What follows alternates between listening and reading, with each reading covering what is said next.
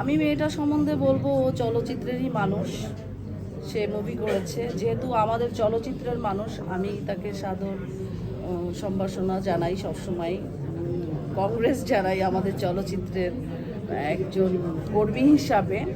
আর ব্যক্তি ঝিমু অনেক কাজ পাগল একটি মেয়ে, অনেক স্ট্রাগল করেছে, তার সাথে অনেক অন্যায় করা হয়েছে আমি যতটুকু জানি, ফেসবুকের মাধ্যমে হোক, কথা বলার মাধ্যমে হোক। তো আমি সবসময় মনে করি, আমি যেটা সবসময় আপনারা দেখে থাকবেন যে আমি নারী শিল্পীদের পাশে সবসময় থাকতে চাই। আমি নারীদের প্রতি খুবই পজিটিভ।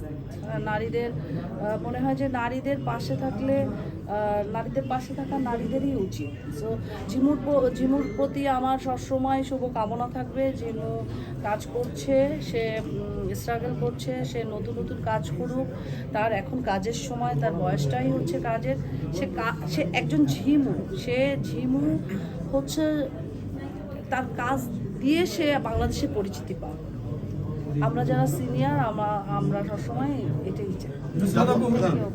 জানতে চাই একটু সেটা হচ্ছে যে আমরা যারা দেখেছি ঝিমু, তারপর আরেকটা আছে বর্ষা চৌধুরী, ধরেন যে হিরো আলম, এই যে রাসেল মিয়া, এইগুলো ধুবোজালাতে তারা পড়ছে, এগুলো সেটা তাদের কেরিয়ারের জন্য অনেক ক্ষতি কিনা? শুনেন, ক্যারিয়ার এমন একটা বিষয়, ক্যারিয়ার যার ভিতর প্রতিভা থাকবে তাকে কেউ ঠেকায় রাখতে পারবে না। ঝিমু যদি ঝিমুর প্রতিভা দিয়ে আমাদের শোবিজ জগৎটা জয় করতে পারে, সেজন্য আমাদের ওয়েট করতে হবে। কিন্তু ঝিমু, হিরো আলম কিংবা আরেকটা কি, আচ্ছা, ও এই সব টাইপের হিরোদের সাথে কাজ করে ঝিমু নিজেকে বিকশিত করতে পারবে না।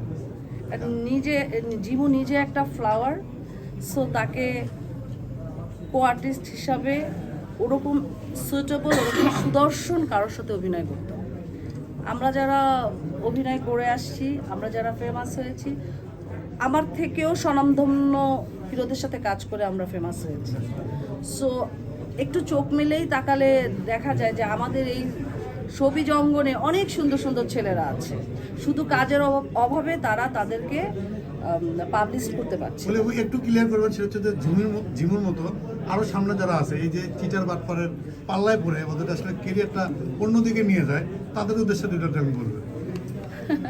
চিটার বাটপার আসলে না, মানে এক্ষেত্রে আমি মনে করি যে 18+ হয়ে গেলে, 18+ যখন মেয়েরা হয়ে যায়, তখন আল্লাহ একটা বুদ্ধি কিন্তু তাদের দিয়ে দেয়। হ্যাঁ, তো এই চলতি পথে মেয়েদেরকেই বুঝতে হবে কারা চিটার বাটপার, কারা চোর বাটপার, কারা ভেজাল, কারা ভিলেন, এদেরকে চিহ্নিত মেয়েদেরকেই করতে হবে। আমরাও ছোট ছিলাম, শুনেন, আমরাও এই শোবিজ জগতে ছোট ছিলাম, অনেক পলিটিক্সের শিকারের মধ্যে আমরাও পড়েছি।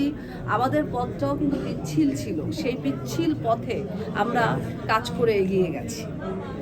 তাকেই বিচক্ষণতার পরিচয় দিতে হবে। আচ্ছা, একটু ঝিমুর কাছে জানতে চাই, আসলে তার জন্মদিনে এত বড় আয়োজন, অনেক মানুষ এসেছেন, শুভাকাঙ্ক্ষীরা এসেছেন, এবং সব থেকে বড় আকর্ষণ হচ্ছে পলি আপু এসেছেন। সবকিছু মিলে আসলে কেমন লাগছে? এবার জন্মদিনটা কেমন যাচ্ছে? এবারের জন্মদিনটা আমার ফার্স্ট টাইমই জন্মদিন। এবার আর ওভার বলে কোনো কথা নেই। অ্যাকচুয়ালি আমার ভালোবাসার মানুষরা যে আমার ডাকে সাড়া দিয়েছে বা আসছে, এটাতে আমি খুবই খুশি।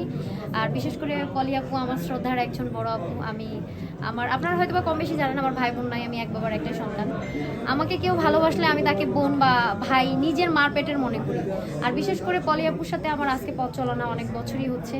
পলি আপুকে আমি আমার নিজের বড় বোনের মতোই শ্রদ্ধা করি, ভালোবাসি। সে যে এত বাধা পেরিয়ে, এত সমস্যার সম্মুখীন হয়েও যে আমার কাছে আসছে, বা এর জন্য আমি চিরকৃতজ্ঞ পলি আপুর কাছে, বা আদার যারা আছেন, শিল্পীরা যারা আসছেন, আমি ভীষণ খুশি হয়েছি। আর এই যে আমার বেস্ট ফ্রেন্ড শিউলি শিলা, সবাই চিনেন, সেও একজন নামকরা একজন নায়িকা, অনেক সিনেমা করেছেন, অসংখ্য সিনেমার নায়িকা সে। তো বল কিছু।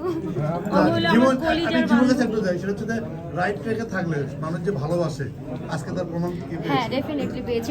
শোনেন, মানুষ ভুল থেকেই শিক্ষা পায়।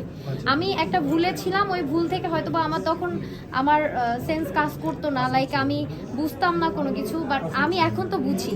আমি এখনকার ভালোবাসা, আমি এখনকার এখনকার কচি প্রেম, আমি কচি প্রেম এখনকার এখন জীবন একটু আর পরিপক্ক তখনকার হয়েছে। নুসরাত আমি কিন্তু এক না। মেয়ে এখন বড় হয়েছে। এখন আমি বুঝতে শিখেছি, হয়তো বা আমি তখন জানতাম না, অনেক কিছু বুঝতাম না, এখন বুঝি যে কে, ওই যে আপু একটু আগে বলছে না যে ভালো কোন দিকে গেলে তোমার ভালো হবে, কোন দিকে গেলে তোমার খারাপ হবে, এটা তুমিই একমাত্র জানো। তো আমি এখন জানি যে আমার জীবনের পথটা আমাকে একাই চলতে হবে, লাইক সঠিক পথে চলতে গেলে অনেক বাধা সম্মুখীন হতে হবে, তবে আমাদেরকে সঠিক পথে এগিয়ে যাওয়ার জন্য যুদ্ধ করে আমাদেরকে চলতে হবে, বেঁচে থাকতে হবে।